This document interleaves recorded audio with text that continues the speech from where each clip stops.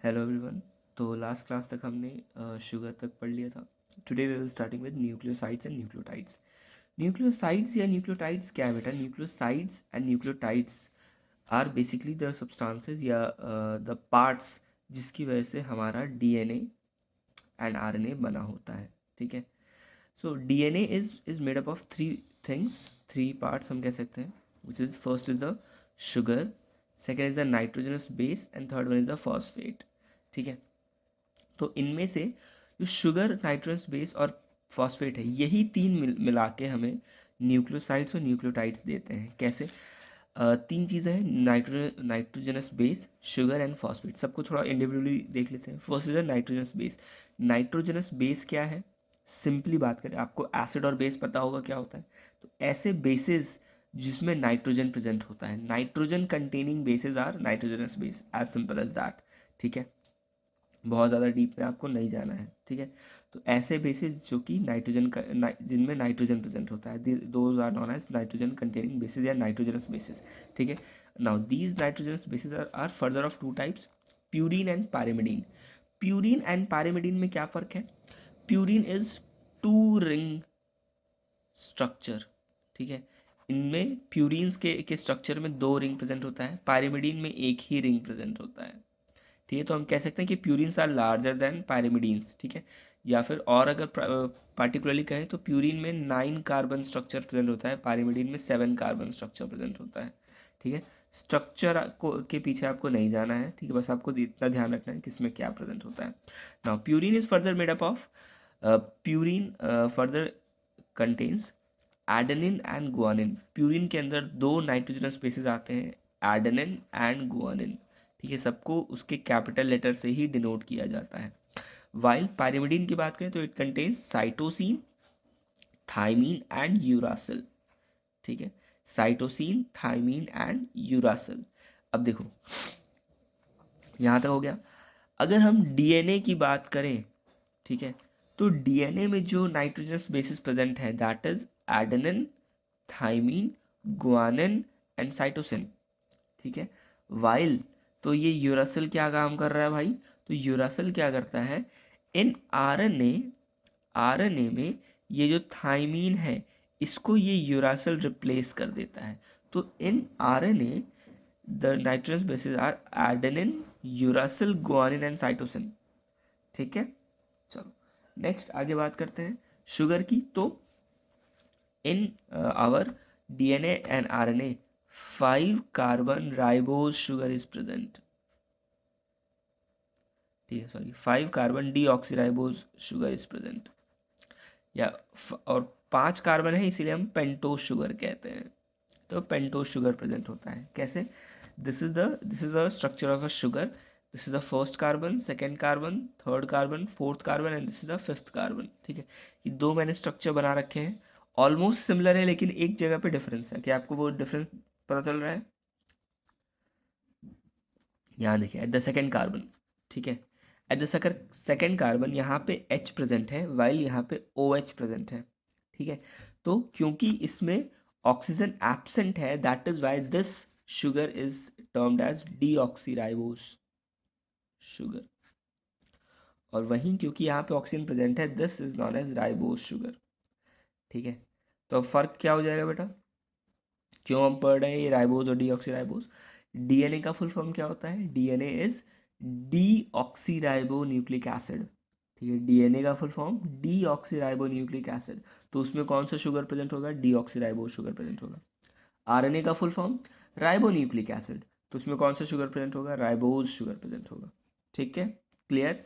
Nitrogenous bases clear, sugar clear. अब यहाँ देखो, जब शुगर और नाइट्रोजनस बेसिस आपस में बॉन्ड बनाते हैं, जब शुगर और नाइट्रोजनस बेसिस आपस में बॉन्ड बनाते हैं, तब जो स्ट्रक्चर बनता है हम उसे न्यूक्लियोसाइड कहते हैं। This is the sugar. ठीक है। अब मैं पूरा स्ट्रक्चर नहीं बना रहा।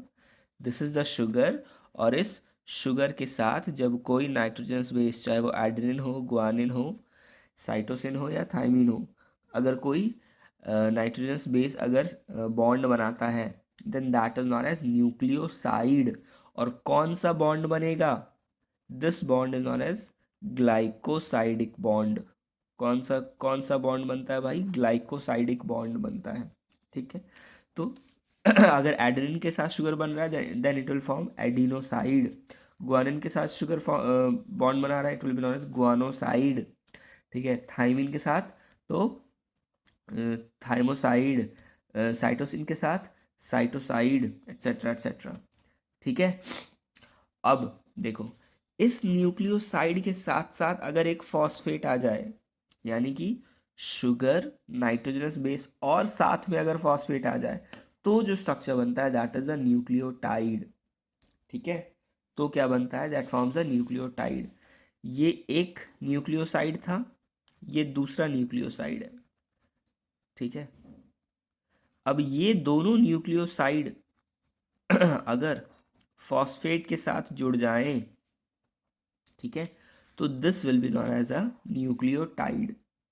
ठीक है, तब ये क्या कहलाएगा? न्यूक्लियोटाइड कहलाएगा। ठीक है, तो वही एडेनिन शुगर के साथ फॉस्फेट अगर आ रहा है तो that will be known as adenylic acid, guanylic acid, cytosinylic acid, thynylic acid, et cetera et cetera. ठीक है, अच्छा, यही न्यूक्लियोटाइड चेन जो है, ये तो मैंने एक सिंपल सा न्यूक्लियोटाइड का स्ट्रक्चर बनाया। जब इसी तरीके से कई सारे न्यूक्लियोसाइड और न्यूक्लियोटाइड आपस में जुड़ेंगे, ठीक है, तो जाके क्या बनेगा बेटा? It will form the nucleotide chain. कैसे, क्या बनेगा? न्यूक्लियोटाइड चेन बनेगा। हमने डीएनए का स्ट्रक्चर देखा है, ऐसा होता है कुछ, है ना, और बीच में ऐसे ऐसे स्ट्रैंड्स बने होते हैं। तो ये जो आपको कर्व्ड स्ट्रक्चर दिख रहा है, this curved structure is nothing but the nucleotide. ठीक है, this is the nucleotide strand. ठीक है, और इन न्यूक्लियोटाइड स्ट्रैंड्स के बीच में ये जो ऐसे आपको लाइंस दिखते हैं, this is the nitrogenous bases. ठीक है, तो क्लियर है? आगे बढ़ते हैं बेटा। Next is our proteins. चलो देखते हैं। Protein is a polymer of amino acid. हमने अमाइनो एसिड पढ़ा था, ठीक है, वहाँ पे भी हमने बताया था कि अमाइनो एसिड एक मोनोमर है। जब कई सारे अमाइनो एसिड मिलेंगे तो प्रोटीन बनेगा। ठीक है, तो proteins are the polymer of amino acid. ठीक है, क्या है? अमाइनो एसिड का पॉलीमर है। जब कई सारे अमाइनो एसिड साथ में मिलते हैं तो वो पॉलीमर बनाते हैं। ठीक है, अब देखो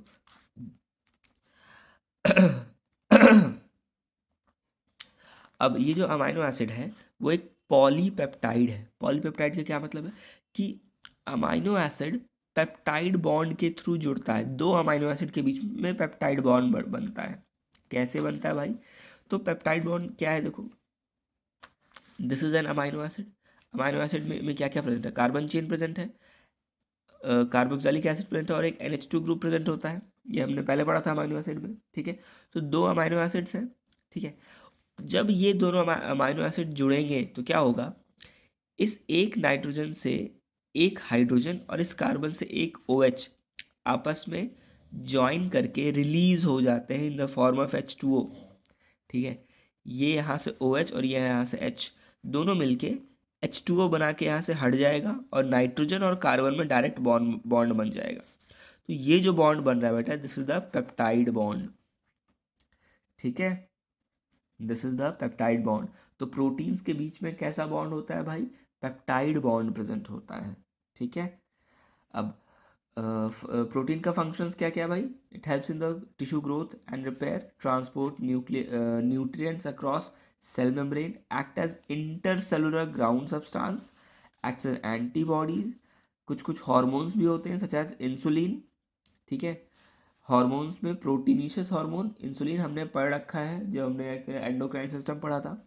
एंजाइम्स का एग्जांपल ट्रिप्सिन, और कुछ कुछ पिगमेंट भी प्रेजेंट होते हैं जैसे हीमोग्लोबिन। तो हीमोग्लोबिन क्या है? एक्चुअली एक प्रोटीन है जो कि पिगमेंट की तरह काम करता है। ठीक है, चलो आगे देखते हैं। देखो, in animal cell most evident protein कौन सा होता है? So that is the collagen. ठीक है, इन एनिमल्स किंगडम में अगर हम बात करें तो मोस्ट एविडेंट प्रोटीन है, it is the collagen. While अगर हम बायोस्फीयर में बात करें, यानी कि एनवायरनमेंट में बात करें, तो एनवायरनमेंट में कहते हैं मोस्ट एविडेंट प्रोटीन कौन सा है, दैट इज द रुबिस्को। ठीक है, रुबिस्को क्या है, रुबिस्को का फुल फॉर्म है राइबुलोज बिसफॉस्फेट कार्बोक्सिलेज ऑक्सीजनेज। जब हम क्रेब्स साइकिल पढ़ेंगे या C3 साइकिल पढ़ेंगे, ठीक है, Calvin cycle in the photosynthesis, तब हम वहाँ पे देखेंगे कि राइबुलोज या रुबिस्को होता क्या है। ठीक है, चलो अब प्रोटीन की थोड़ी सी और बात करते हैं बेटा। It has 4 level of structure. ठीक है, 4 लेवल ऑफ स्ट्रक्चर्स प्रेजेंट होते हैं। ठीक है, कौन कौन से, primary, secondary, tertiary and quaternary. देखते हैं प्राइमरी स्ट्रक्चर की बात करें तो अगर एक सिंपल सा एक single chain of protein present है, that is the primary structure. ठीक है, ये अमाइनो एसिड्स का सीक्वेंस बताता है। ठीक है, हमने पहले भी देखा है कि जब कई सारे अमाइनो एसिड्स आपस में एक चेन बनाएंगे तो हम उसे प्रोटीन कहेंगे। ठीक है, एक amino acid is the monomer और कई सारे अमाइनो एसिड जब साथ में आते हैं तो इट फॉर्म्स द प्रोटीन। ठीक है, तो यहाँ पे कई सारे अमाइनो एसिड्स हैं, this is N amino acid, this is N amino acid, this is N amino acid. ठीक है, तो कई सारे अमाइनो एसिड साथ में आ रहे हैं, सो दिस इज अ प्रोटीन, ये प्रोटीन बना रहा है। अब प्राइमरी स्ट्रक्चर जो है वो इसी अमाइनो एसिड का सीक्वेंस बताता है। सीक्वेंस कैसे, प्रोटीन कहाँ से शुरू हो रहा है और किस तरफ खत्म हो रहा है, ये कैसे पता चलेगा। सो प्रोटीन हमेशा it starts with the N terminus. ठीक है, N terminus is the starting point and C terminus is the end point of a protein. ठीक है, N terminus is the starting point of a protein and C terminus is the ending point of the protein. ये मान लो कोई एक इस तरीके से तुम्हें एक प्रोटीन ले दिया, बोलो बताओ कौन सा कहाँ से शुरू हो रहा है कहाँ से खत्म हो रहा है, कैसे बताओगे। तो जिस तरफ भी एंड टर्मिनस होगा, जिस तरह भी अमाइनो ग्रुप प्रेजेंट होगा, that will be the starting point और उसे हम एंड टर्मिनस कहेंगे। और जहाँ पर भी ये कार्बोक्सिलिक से ये एंड हो रहा होगा, that will be the end point. ठीक है, हम उसे सी टर्मिनस कहेंगे। ठीक है, और बेसिकली जो लेफ्ट एंड होता है उस तरफ फर्स्ट अमाइनो एसिड गिना जाता है और जब राइट एंड होता है तो उसे लास्ट अमाइनो एसिड गिना जाता है। ठीक है, चलो, so this was the primary structure. Secondary structure की बात करें, जब एक से ज़्यादा पॉलीपेप्टाइड चेन्स आपस में फोल्ड होते हैं, जब एक से ज़्यादा पॉलीपेप्टाइड्स आपस में फोल्ड होते हैं और हेलिकल स्ट्रक्चर बनाते हैं, जब एक से ज़्यादा पॉलीपेप्टाइड्स आपस में फोल्ड होते हैं और हेलिकल स्ट्रक्चर बनाते हैं, ठीक है, तो हम उसे सेकेंडरी स्ट्रक्चर कहते हैं। ठीक है, और ये राइट हैंडेड हेलिक्स स्ट्रक्चर बनाता है। ठीक, example keratin, fibroin etcetera. Keratin क्या होता है, केराटिन प्रोटीन होता है जो कि हमारे बालों में पाया जाता है, हमारे नेल्स में पाया जाता है। ठीक है, so this is an example of an alpha helix secondary structure. Next बात करते हैं टर्शरी स्ट्रक्चर की। टर्शरी स्ट्रक्चर जो है वो क्या करता है, एक 3D व्यू देता है किसका, प्रोटीन का। कैसे भाई, तो जब सेकेंडरी प्रोटीन जो ये प्रोटीन था बेटा, ठीक है, जब ये सेकेंडरी प्रोटीन आपस में फोल्ड अप हो जाएगा, ठीक है, जब आपस में फोल्ड अप हो जाएगा तो एक हॉलो बॉल लाइक स्ट्रक्चर बनाता है। कैसा structure, hollow ball like structure बनाता है, उसे हम टर्शरी प्रोटीन कहते हैं। ठीक है, अब जब ऐसे ही कई सारे टर्शरी प्रोटीन्स आपस में एक साथ मिल जाते हैं, जब इसी तरीके के कई सारे टर्शरी प्रोटीन्स आपस में साथ में मिल जाते हैं तो हम उसे क्वाटरनरी प्रोटीन कहते हैं। ठीक है, जब more than one polypeptide from tertiary structure each function as subunit of protein, ठीक है, तो हम उसे क्वाटरनरी स्ट्रक्चर कहते हैं। फॉर एग्जांपल हीमोग्लोबिन, हीमोग्लोबिन के पास 4 सब यूनिट है, 1 2 3 4। ठीक है, इसमें से 2 अल्फा स्ट्रक्चर होगा, ठीक है, यानी कि अल्फा हेलिक्स, और 2 बीटा हेलिक्स होगा। ठीक है, so that is how what a quaternary structure looks like. ठीक है, so that's all about the proteins. अब बात करते हैं नेक्स्ट द पॉलीसेक्राइड्स। पॉलीसेक्राइड्स किससे बन रहे थे, मोनोसेक्राइड से। याद करो, मोनोसेक्राइड्स में हमने देखा था शुगर देखा था, ठीक है, फ्रक्टोज देखा था, राइबोज देखा था, है ना। तो पॉलीसेक्राइड्स क्या है, इन्हीं glucose, so glucose, ribose, these are the monosaccharides. जब कई सारे रहते हैं मोनोसेक्राइड्स आपस में बॉन्ड करेंगे तो जाके क्या बनेगा, पॉलीसेक्राइड बनेगा। ठीक है, पॉलीसेकेराइड के बारे में देख लेते हैं। These are insoluble in water, ये वाटर में सॉल्युबल नहीं होते हैं, and they are not sweet, ठीक है, ये स्वीट भी नहीं होते थे, इसीलिए मोनोसेकेराइड्स को हम शुगर कह रहे थे, पॉलीसेकेराइड्स को हम शुगर नहीं कहते हैं, not known as sugar, sugar नहीं कहते हैं इसे, ठीक है। नाउ मोनोसेकेराइड का स्ट्रक्चर थोड़ा सा सिंपल था, पॉलीसेकेराइड का स्ट्रक्चर कॉम्प्लेक्स हो जाता है, साइज ऑब्वियसली बढ़ जाएगा, पॉलीमर है तो बड़ा साइज होगा, और रिएक्टिविटी क्या हो जाएगी, कम हो जाएगी, और this will B they have high stability, ज़्यादा स्टेबिलिटी हो जाएगी, जल्दी रिएक्ट नहीं करेंगे, ठीक है। एग्जाम्पल की बात करें, सेलुलोज, सेलुलोज कहाँ पाया जाता है, तो ये हमारे हमारे नहीं, प्लांट के सेल वॉल में पाया जाता है सेलुलोज, अगर आपको याद हो तो, ठीक है। तो देखो cellulose is a homopolymer, homopolymer का मतलब पॉलीमर है और सेम मोनोमर से बना हुआ है, ठीक है, पॉलीमर है लेकिन सेम मोनोमर से बना हुआ है, so that is a homopolymer. और वही कोई एक पॉलीमर हो जो एक से ज़्यादा मोनोमर से बने हुए हो जाएंगे तो वो हेट्रोपॉलीमर हो जाएंगे। तो सेलुलोज की बात करें तो वो होमोपॉलीमर है। सेलुलोज का मोनोमर क्या है, तो ग्लूकोज है। जब कई सारे ग्लूकोज आपस में बॉन्ड बनाएंगे तो क्या बनेगा, हमारा सेल्यूलोज बनता है, ठीक है। क्या काम कर अच्छा, सेलुलोज जो है वो प्लांट टिश्यू में स्टार्च के एक्टिव फॉर्म में प्रेजेंट होता है, और वहीं एनिमल में ग्लाइकोजन के एक्टिव फॉर्म में प्रेजेंट होता है, ठीक है। अब देखो ग्लाइकोजन जो है बेटा, इट इज ऑल्सो होमोपॉलीमर, ठीक है, ग्लाइकोजन जो है वो भी एक होमोपॉलीमर है, ग्लूकोज का होमोपॉलीमर है, लेकिन ग्लाइकोजन जो है वो ब्रांच्ड होता है, ठीक है। अगर वो सिंगल ऐसे एक चेन बनाता, ठीक है, तो वो ब्रांच नहीं होता, इट वॉज अनब्रांच्ड, लेकिन इस सिंगल चेन में से कहीं कहीं से क्या हो जाएगा, ब्रांचेस निकलेंगे, ठीक है।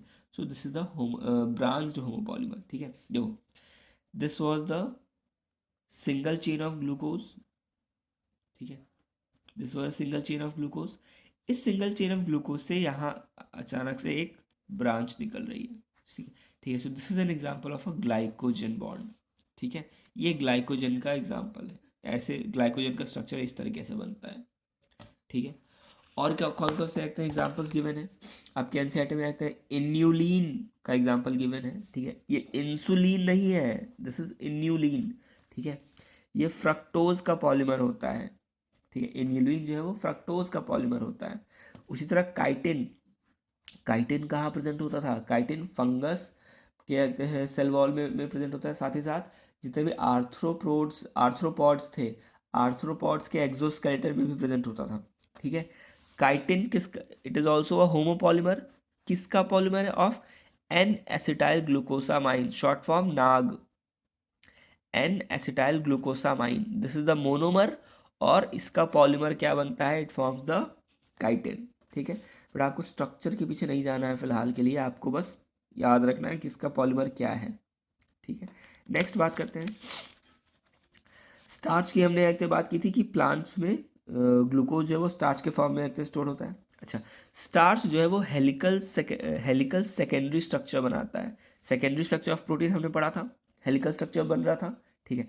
तो स्टार्च जो है वो हेलिकल सेकेंडरी स्ट्रक्चर बनाता है, इसीलिए it can hold the iodine molecule, ठीक है, क्योंकि स्टार्च जो है वो हेलिकल स्ट्रक्चर बनाता है तो वो आयोडीन मॉलिक्यूल को स्टोर कर सकता है, और इसीलिए जब हम आलू वगैरह पे आयोडीन का ड्रॉप्स डालते हैं तो it changes its colour into blue या फिर ब्लैक, ठीक है, जिसे हम आयोडीन टेस्ट कहते हैं।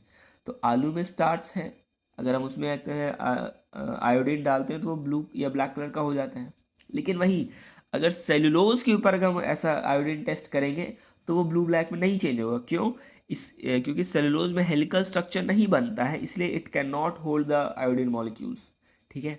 स्टार्च के पास हेलिकल स्ट्रक्चर है, तो इस हेलिकल स्ट्रक्चर में ये आयोडीन को स्टोर कर सकता है, जो इनके ग्रूव्स हैं उनमें आयोडीन स्टोर हो सकता है, लेकिन सेलुलोज के पास ऐसा हेलिकल स्ट्रक्चर नहीं है तो उस आयोडीन को होल्ड नहीं कर पाएगा, इसीलिए कलर चेंज नहीं होता। क्लियर, चलो नेक्स्ट बात करते हैं बेटा एंजाइम्स की।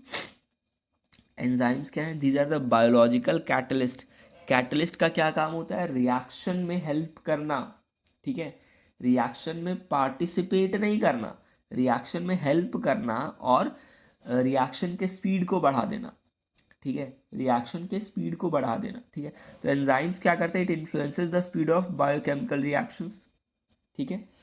दोबारा से कह रहा हूँ, एंजाइम रिएक्शन में हेल्प करते हैं, उनके स्पीड को बढ़ाते हैं। It do not participate in the reaction, वो खुद रिएक्ट नहीं करता, ठीक है। Next, all enzymes are protein but all proteins are not enzymes. But obvious वाली बात है कि जितने भी एंजाइम्स है वो प्रोटीन है, लेकिन जितने भी प्रोटीन है वो सब एंजाइम नहीं है, ठीक है। प्रोटीन में और भी बहुत कुछ आएंगे, प्रोटीन का एक छोटा सा पार्ट होगा एंजाइम, लेकिन सारे ही एंजाइम प्रोटीन है, ठीक है। अच्छा, और क्या, एंजाइम जो होते हैं बेटा वो बहुत ही स्पेसिफिक होते हैं, हर एंजाइम के लिए उनका अपना सबस्ट्रेट होगा, ठीक है। वो पर्टिकुलर एंजाइम वो पर्टिकुलर सबस्ट्रेट के साथ ही रिएक्ट करेगा, ठीक है। ऐसा नहीं है कि सबके साथ रिएक्ट कर जाएगा, ठीक है। अच्छा, कुछ ऐसे न्यूक्लिक एसिड्स होते हैं जो कि एंजाइम्स की तरह बिहेव करते हैं, those enzymes are known as ribozyme, ठीक है। और एंजाइम जो है वो टर्शरी स्ट्रक्चर बनाता है, which is a 3D structure, ठीक है। और उनमें कुछ सर्विसेज या पॉकेट्स होते हैं जिसे एक्टिव साइट्स कहते हैं, और इन्हीं एक्टिव साइट्स में सबस्ट्रेट्स फिट करते हैं, ठीक है। Suppose this is the enzyme, ठीक है, और ये उसका टर्शरी स्ट्रक्चर है, तो इनमें एक्टिव साइट्स या पॉकेट्स है। सपोज इज अ पॉकेट, इसे हम एक्टिव साइट कहेंगे, और इसी एक्टिव साइट में कोई सबस्ट्रेट आके फिट कर जाएगा, ठीक है। चलो, तो अब आज के लिए मैं इतना ही पढ़ा रहा हूँ, क्योंकि नेक्स्ट क्लास में we will discuss about just an enzyme, क्योंकि एंजाइम थोड़ा सा लंबा टॉपिक है, ठीक है। तो नेक्स्ट क्लास में ये चैप्टर भी हम ख़त्म करेंगे, ठीक है। Okay, thank you so much.